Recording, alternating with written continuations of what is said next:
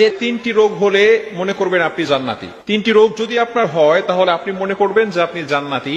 কেন অনেক সময় দেখা যাচ্ছে যে আমরা রোগ হলে হতাশ হয়ে যাই, আমরা নিরাশ হয়ে যাই যে আল্লাহ পাক রব্বুল আলামিন শুধু আমাকেই দেখে, এত রোগ আমার, একের পর এক রোগ আসতেছে, একের পর এক অসুস্থতা বেড়েই যাচ্ছে।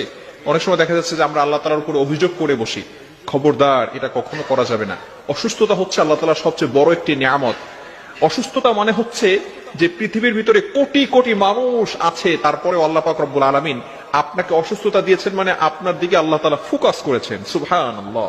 অবশ্যই আপনাকে স্মরণ রাখতে হবে যে অসুস্থতা, বিপদ মানে হচ্ছে আল্লাহ পাক রব্বুল আলামিন আপনাকে খুশি হয়ে দিচ্ছেন। কিন্তু অনেক সময় বান্দা এটাকে খুশি মনে নেয় না, বান্দা আল্লাহর প্রতি নারাজ হয়ে যান, বান্দা আল্লাহর প্রতি অসন্তুষ্ট হয়ে যায়, অভিযোগ করতে থাকে।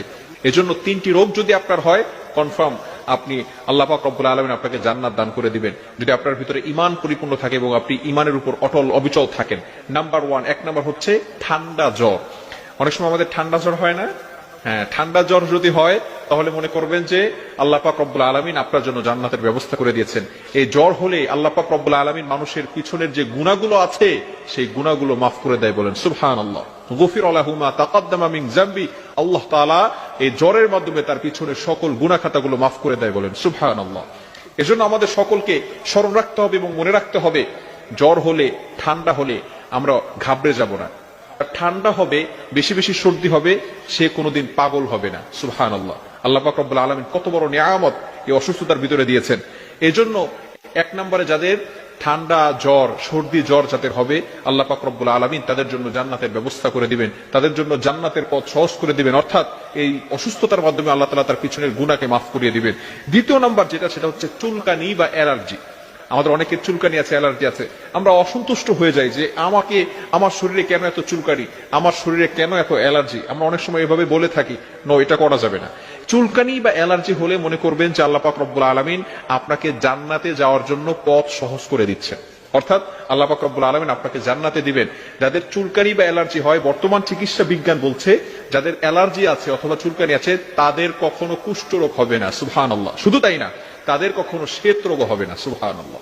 এজন্য চুলকানি, অ্যালার্জি যাদের থাকবে, আল্লাহ পাক রব্বুল আলামিন তাদের জন্য জান্নাতের ব্যবস্থা করে দিয়েছেন। তৃতীয় নাম্বার হচ্ছে অনেকের চোখ ওঠে। চোখ উঠলে মনে করবেন আপনি জান্নাতি। অনেক সময় দেখা যাচ্ছে যে আমাদের মাঝে মধ্যে চোখ উঠে যায়। চোখ উঠলে মনে রাখবেন, বর্তমান চিকিৎসা বিজ্ঞান বলছে যাদের চোখ উঠে তারা কখনো অন্ধ হয় না। আল্লাহ রাসূল সাল্লাল্লাহু আলাইহি সাল্লাম এই ব্যাপারে ঘোষণা দিয়েছেন যে চোখ উঠলে আল্লাহ পাক রব্বুল আলামিন তাদেরকে অন্ধ করেন না। এজন্য এই যে রোগগুলো, এই রোগগুলোর মাধ্যমে আল্লাহ পাক রব্বুল আলামিন মানুষকে সকল বিপদ আপদ থেকে, এবং দেখা যাচ্ছে যে পিছনের বান্দা যে গুনাহগুলো করে, এই গুনাহগুলো আল্লাহ পাক রব্বুল আলামিন ঝরিয়ে দেন। এজন্য এই যে আমাদের অসুস্থতা হয়, এই অসুস্থতার জন্য আমরা ঘাবড়ে যাব না।